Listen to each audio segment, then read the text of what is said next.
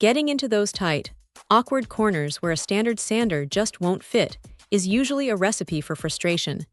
But this little air-powered belt sander from Baxter seems to have been built specifically to solve that headache. It is surprisingly nimble for something that packs this much punch.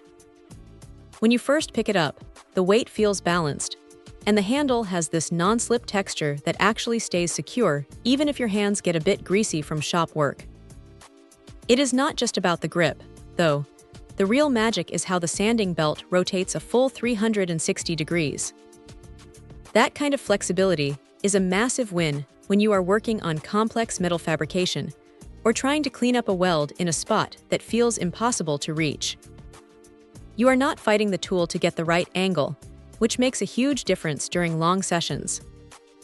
Now the trigger is variable speed, and it is quite responsive. You can feather it to get just a light touch for finishing work, or really lean into it when you need to strip down some heavy rust or burrs. It hits 16,000 RPM at full tilt, so it definitely does not lack for power. Changing out the belts is usually the part people dread with these tools, but the tensioning lever here is straightforward and doesn't require a degree in engineering to figure out. It snaps into place with a satisfying click, and you are back to work in seconds.